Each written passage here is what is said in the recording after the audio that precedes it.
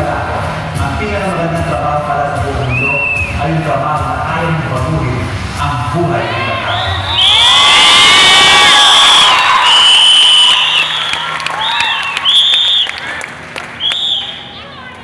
Everybody, let's all welcome ang ating next na mag-i-inspire sa lahat ng nandito ngayong gabi. Sir Bong! Isang milyon! 2 milyon! 3 milyon! At 1 milyon palaprak para kay Atty. Drew Magno!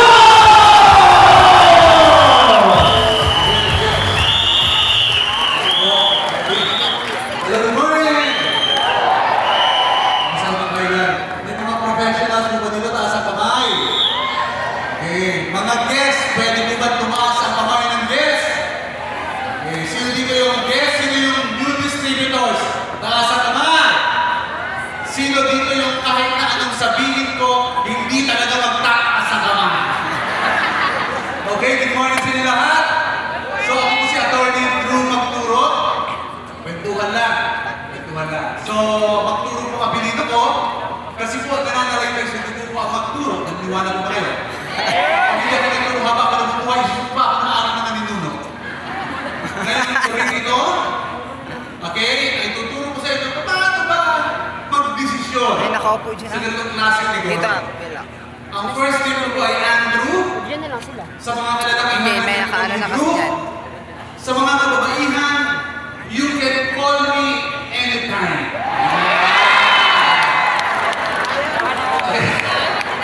Ang middle initial ko ay M, kasi po ang middle name ko, Magaling. Tawagin ako Atty. Drew Magaling. Magno. Okay na po ba yan? Wala na problema rin na nasa harapan na. So, isa po ako, abogado by profession. Tulungan ko na kayo kung ano ba ang dulo ng aking sharing. Hindi na kayo mag-iisip kung ano ba ang content ng sharing ko. Ito lang naman ang content ng sharing ko. Okay, number 1, tulungan ko na kayo. Kahit may title at profession ka, at may negosyo ka na katulad ko, para sa iyo ang negosyo ito, makinig ka. Kasi minsan, kasi kung sa akin, high school graduate. Maniniwala ko high school graduate, o sige, abogado. Tinan ko, tinamaan ka na magaling. Makinig ka. Number 2, tulong ng aking sharing. Kahit busy ka, na katulad ko, para sa iyo, ang negosyo ito, kaya makinig ka. Kasi minsan, busy kasi ako eh. Mas busy ka to kay attorney. Asas! Tinamaan ka na magaling. Number 3, nagdududa ka kung legit ang negosyo. Legit ito. Makinig ka. Bugado? Okay, simula tayo ng kwento. Tutuhan na tayo. Relax lang. Siguro naman yung mga guest. Kahit paano, napakalit ito ng mga nag-invite. Hindi pa. Napatay yung puto ng okay, kwento. Simula na tayo. So po ako, abogado, 28 years na po ako in the practice of law. Matagal na po akong abogado. Inuulit ko po, 20 years na po akong abogado. Hindi po ako yung mga abogado bagong pasa, 3 taon, 5 taon. Ako po ay isang abogado, di patinaw. Huwag ka nagkakalimutan. Para alam mo. Baka naman yung abogado niya, kung katulad niyan. Baka naman yung negosyo niya para sa mga desperado, sa mga walang mahanap na trabaho, sa mga hindi tapos. Yan ang mensahe ko. Kaya kailangan mo makinig. 28 years ako in the practice of law. First 3 years ko po, corporate lawyer ko sa Makati. Mataas ang sweldo. Pero malungkot. Bakit? Kaliwa kanan, harap likod, puro libro. Pag kinakausap yung libro, ayaw sumagot. Eh, pag kinausap ko kayo, sumagot kayo,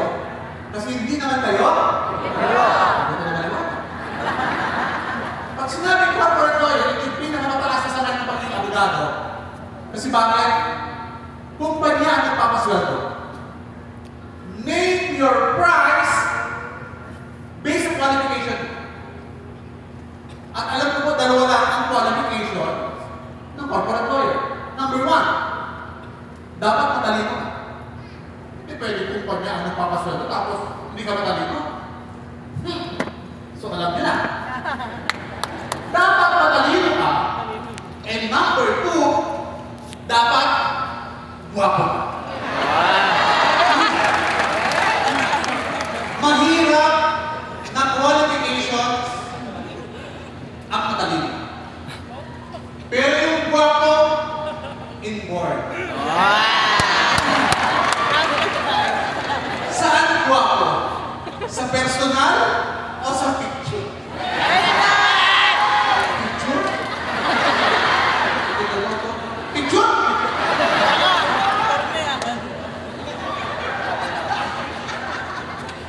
Matagal ka na rin ng lumipas, no? Ang in-global pala, nakakagwapo talaga.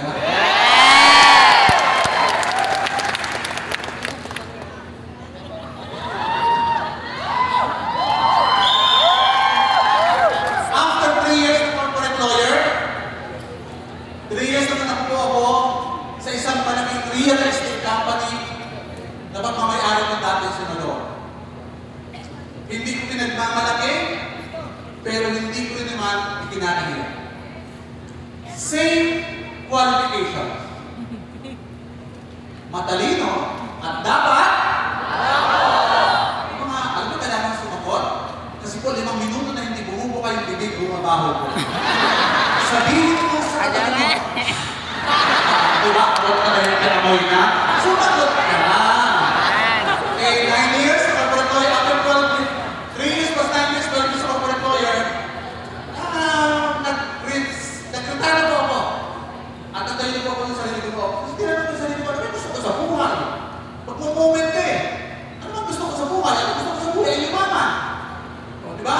Ay kaya na kahit nagkataas yung sweldo ko bilang corporate lawyer, hindi naman nakakayaman magiging empleyado. So, nag-retire ako, nagtayo ako ng sarili ko ng office, tama-tama. Nung nagtayo ako ng sarili ng office, pinag-invite sa akin sa ganitong klase ng negosyo. Sabi sa akin, pumunta ka doon, birthday party, 7 o'clock. Diba? Yung Pilipino, basta birthday party at kainan. Pinamahan ka naman doon eh. So, 7 o'clock, ang birthday party, 5:30, 6 o'clock, 6:30, 7 o'clock, padando lang po kami. Wala pang kainan. 7:30, 8 o'clock, pinag-dinner naman ako sa butong. Walang kainan. Imbis na ilabas yung pinggan, ang ilabas sa whiteboard, ang mapapalawan na, kahit produkto. Tingin mo, nakisanin din. Ako, pinag-dinner ng paligid. Sir.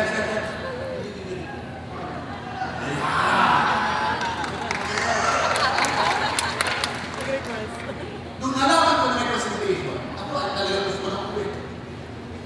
Kasi gusto na natin. Sabi ng kapag namin, 30 minutes na, pagkatapos ng presentation, kakain tayo. Pag umuwi ako, abutin ako ng 2 hours. Matraffic, bumabaha, malakas yung ulan. Pag umuwi ako, 2 hours na ako kakain. Pero kung papakinig yung presentation, 30 minutes. Anong pipili mo? 30 minutes o 2 hours? 30 minutes. Napatay ko. Hindi mo patay ko. So, 30 minutes ang pinili ko. 30 minutes ang pinili ko. Pinakinggan mo. Naintindihan ko. Matalino eh. Naintindihan ko ang presentation. At kung naintindihan ko, isa lang ang maliwanag na konklusyon nung gawin yun. Diba naintindihan ko ang presentation? Naintindihan ko. Sabi ko, ayaw ko yan. Bakit ayaw ko? Kasi naintindihan ko eh. Maraming tao ayaw sa negosyo ito, pero hindi naman naintindihan. Ano kaya yung inaayawan kung hindi naintindihan? Bumul din kasi. Bumul. Sabi ko ayaw ko na. Number 1, malayo ko sa linya ko. Kasi ang linya ko bilang abogado, problemahin yung problema ng iba. Ang hirap ng trabaho namin. Problemahin ang problema ng iba. Pero bago mo problemahin ang problema mo, dapat meron kang mga 300,000 pesos. Acceptance fee. Before I accept your case, You have to pay me first. Kasi acceptance. Pagtanggap, kailangan bayad ka muna. Oh. Meron wala? Wala. Kung pa sa mga libre, sa mga mahihirap, mga pastupa, public authorities office. Libre. Pero dahil libre, huwag ka pumasok kay Panalo. Pero alam ko niya, number 2, bilang abogado, mahilig ko sa ebidensya.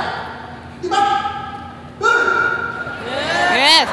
Parang na-dispress niya, bakit ang gwapo niya? Ako nito yung igugwapo ko next month, ginamit ko na ngayon. Tapos na ito.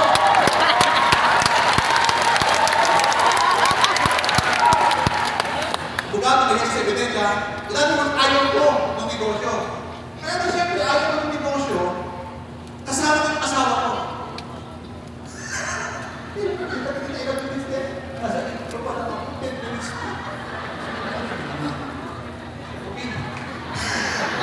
Sabi ko, ayaw ko na kaya kasama ko yung asawa ko. Kasama ko yung asawa ko. Ayaw mo, gusto ng asawa ko. Oh, ayaw ko, gusto ng asawa ko.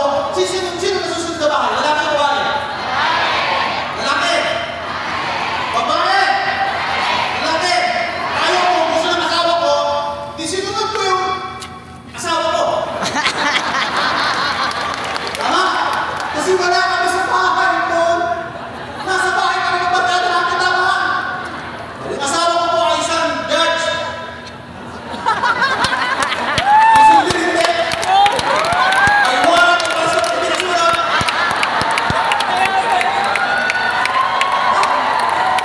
Pinapakita ko sa inyo ang background ng nagsasalita. Pinapakita ko sa inyo ang background ng asawa ko. Para tindig pa lang ito, ipigil ka na. Para tindig pa lang ito, wala na yung duda. Isang kasi wala namang pera, dami pang duda. Eh, hindi. Eh, ika nga. Pagkaya na, certificate of registration, ano pa? Diyos ko, walang pera, yan pa rin naman hinahanap. Actually, yung asawa ko, executive judge po yan, yung pinakamataas ng West sa probinsya. Actually, sa mga talaga, she was contacted by the US government. Pinapa-attend siya ng seminar sa US. All expenses paid by the US government. Bigatin hindi. Bigatin hindi. Bigatin kasi asawa ko, bigatin. Okay? So ginawa niya yung negosyo, negative ako, dapat na naniwala. Okay? So after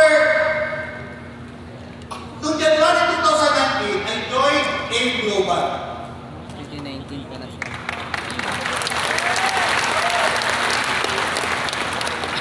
I joined Alliance Inclusion Global.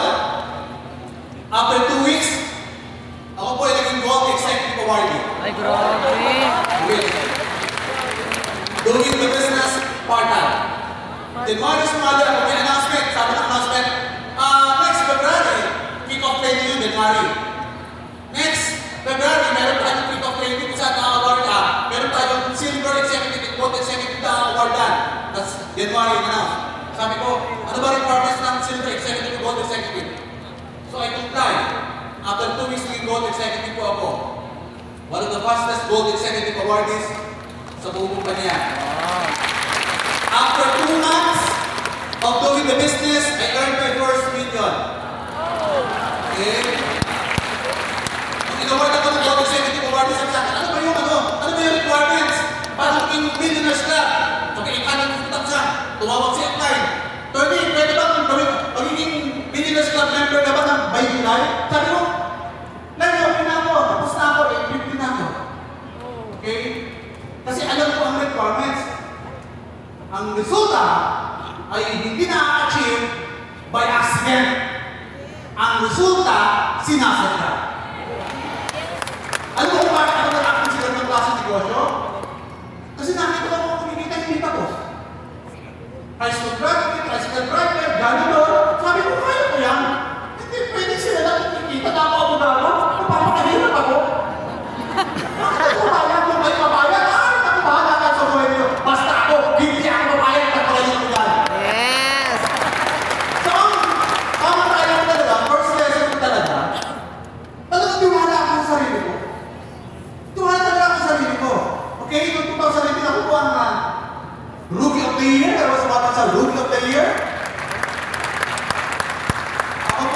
top 9, top 18. Nung nag-relaunch ko ang OBI, ako ay top 20, top 6, top 200, top 500 ang company, doing the business, part-time. Part-time, mabila na dun. Pero ito, di ba wala? Abogado. Akusado. Hinahanap ka na. Okay. After 6 months na ginagawa ko negosyo, I was able to buy Ford Raptor. 6 months after the business. During pandemic bumili po ako ng 3,000 square meters overlooking sa island. Okay? So yan, ang harapan, sunset, ang likod, bundok, at sunrise. Papatayin ko ng hub yan.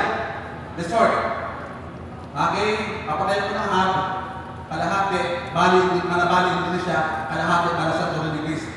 Para pag yung mga onliner ko, walang production. Tulad ko na lang sa pangit. Ang dami pa ang evaluation, wala kang Nagaray. Okay, April 2022, nilagaluhan ko yung sarili ko ng Mercedes-Benz. It's not Mercedes-Benz. Okay mo ba yan? Hindi ko naman pangarap ng Mercedes-Benz eh. Kasi nung bata pa ako, nakikita ko nag-drive ng mga Mercedes-Benz. Nakatanda, kahit hindi pala. Ang Mercedes-Benz pala, pwede rin manurin ng mga bata at guwapong tulad ko. Walang susi. Bubulong ko na bukas. Kaya ba, bulong ko kayo ng bukas. Bubukas pa lang? Okay. January 2023 last year, bumili pa ako ng lote. Okay, 300 square meters subdivision here sa Havila, Antipolo. It's a premier subdivision in the east. Okay, so pamisa-misa, nagkakape ang inyong likod. Nagkakape ang likod saan sa Starbucks. Yung Starbucks ko ay nasa Hollywood, California. Diba? Saan pa ako nagkakape sa Japan? Saan pa ako nagkakape sa South Korea? Saan pa ako nagkakape sa Spain? Gusto niyo ba magkakape sa Spain? Saan pa ako nagkakape sa France? Saan pa ako nagkakape sa Italy? By the way, I would like to recognize my direct coach, direct downline from Italy, From Italy. Pinakita dito. Startup coach Marivic. Hindi ba si Coach Marivic? Kuban? Yan. Ano nga Coach Marivic? Yan. Dali pag Italy sa lumo, umatin ka. Pag hindi ka umatin, ako, magkakalimutan tayo. Actually, ganitong event, it's a test of commitment to your downline. Pag sinabi mo may event, umatin ka, ang daming dahilan, alam mo na, isang basa mo na. Sa kung nakakagabi sa Rome, Italy. Saan pa kung nakakagabi? Sa Athens, Greece. Okay na ba? Nakakagabi. Saan pa kung nakakagabi? Sa Santorini, Greece. Ayun talaga yung mga... Okay naman, nakakagabi. Saan pa kung nakakagabi? Sa London. Ay, grabe. Yun Saan talaga pa kung nakakagabi? Sa Scotland. Alam nyo, huwag kayo magkape sa Starbucks, huwag kayo magkape sa Coffee Bean. If I were you, magkape po kayo sa mga mamahaling hotel. Magkape kayo sa mamahaling hotel kasi ang binabayaran mo doon, yung observahan mo kung paano gumalaw yung mga mayayaman, paano gumalaw yung mga negosyante, paano sila umorder sa waiter, paano yung kanilang diction, yung tonality, paano sila makapag-handshake, doon kayo. Kasi very inspiring magkape sa hotel. Liwanag! Yes! Result in 5 years. Ford Raptor, Mercedes-Benz, dalawang lote, and travel. Tandaan nyo lang, negosyo ko ang pinasok nyo. Pag negosyo, minsan malaki ang kita, minsan maliit ang kita. Minsan walang kita, minsan merong kita. Negosyo. Yung mga nagdito, na nagsasalita, mga malalaki ang kita, mga applies nyo, dadating niya, walang kita. Kayo, na walang kita, darating ang panahon, magkakameron. It's a cycle. It's a process na minsan may kita, minsan wala.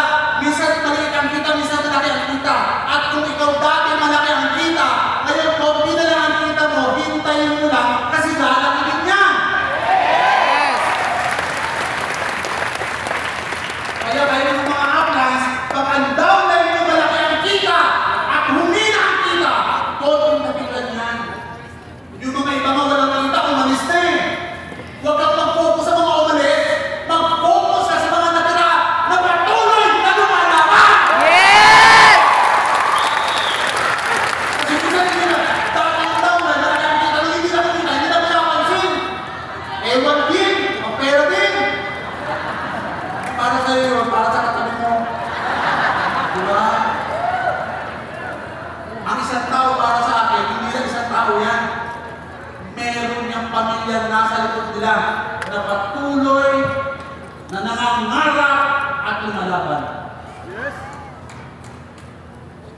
Ganun ang buhay. Ganun ang buhay. Kumikita at kung ikaw may pamilyang umaasa sa iyo, huwag kang aayaw. Huwag kang aayaw. Kasi gano'n naman talaga. Diba? Kung ikaw ay nare-reject, kung may problema ka last month, may problema ka kahapon, may problema ka ngayon, may problema ka bukas, dahil ka maraming problema, okay lang yan. Labanan ng problema. Kasi pagkatapos ng maraming problema, maraming blessings ang darating.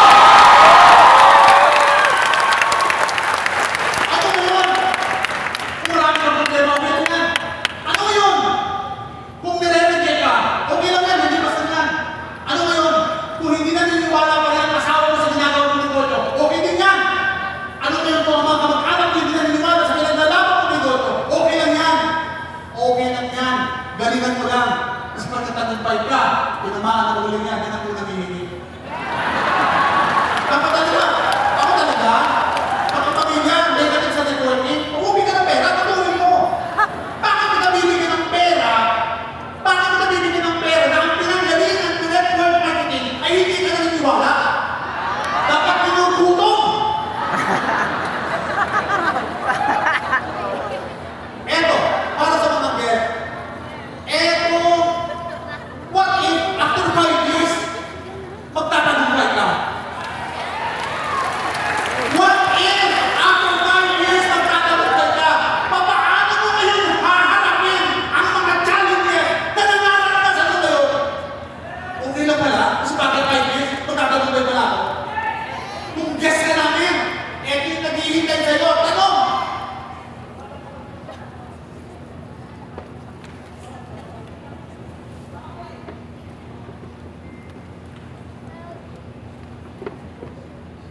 Kung guest ka namin, tanong, ano ba yung 18,000 na namin nandiyan? Ang kapalit, magandang buwan? Malaki ba yung 29,000? Malaki ba yung 69,000 ang kapalit? Magandang buhay? Okay ba yun? Malaki ba yung 199,000? Hindi! Malaki ba yung nilabas ng 219? Ang kapalit yan! Huwag kang mag-focus sa inalabas! Mag-focus ka sa kapalit! Ano lang? Meron ka rin ka! Distributor ka na! Ito ang naghihintay sa iyong buhay! Ano ang kapalit? Anong pwede mo itaya? Ang pwede mo itaya? Oras! Magbigay ka ng maraming oras! Magbigay ka ng sakripisyo!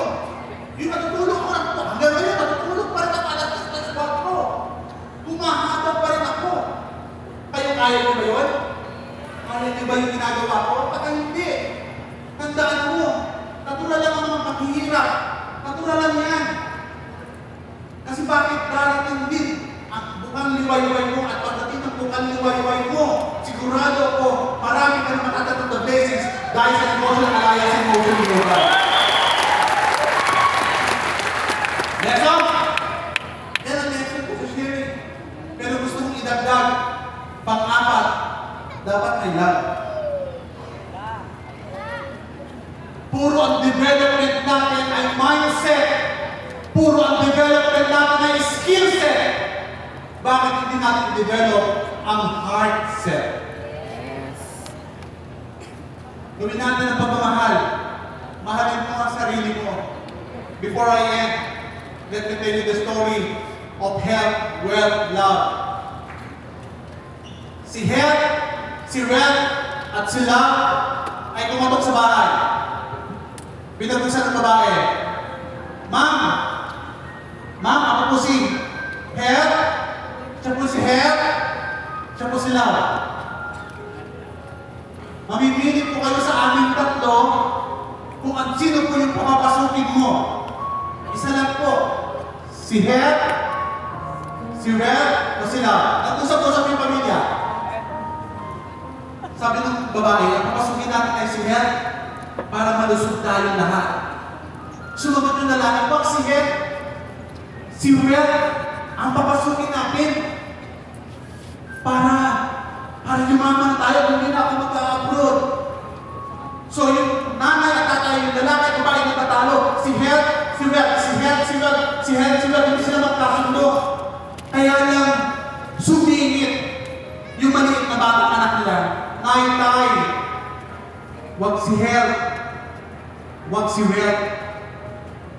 Ang papasukin po natin sa ating tahanan ay sila. So nag-desisyon sila lahat na papasukin niya sila. Nung pinapasok nila sila, nagsunuran si Hel at si Wel. Sabi niya, sandali.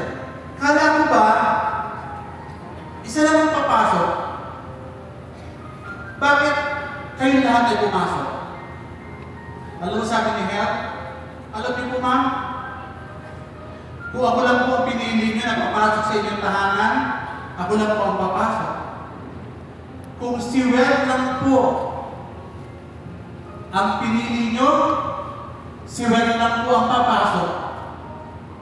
Pero dahil po pinili niyo sila, kami lahat po ay papasok.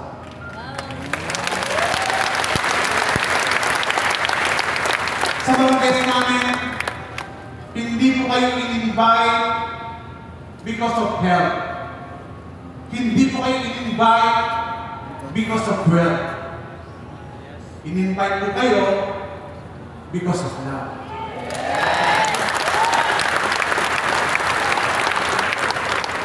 Alam niyo po,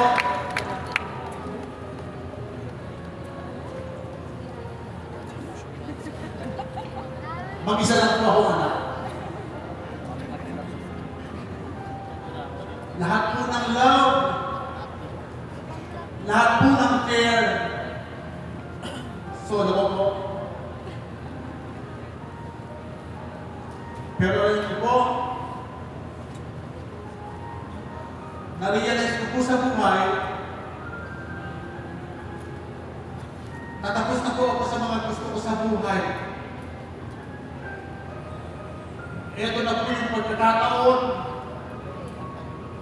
na tulungan ng ibang tao na makuha ang gusto nila sa buhay.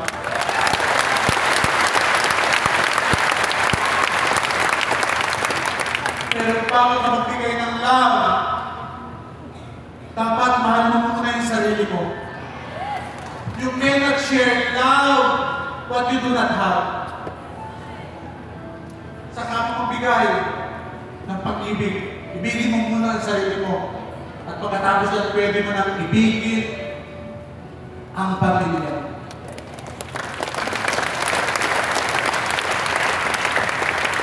Tandaan nyo,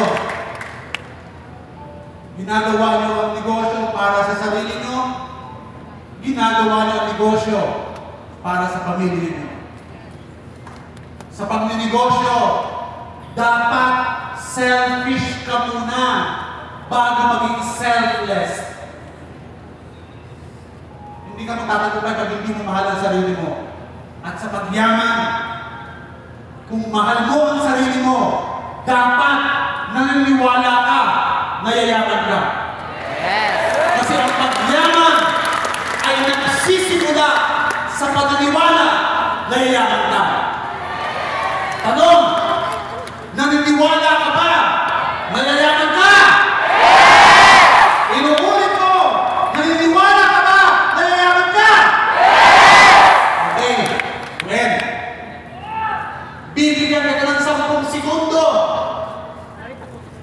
10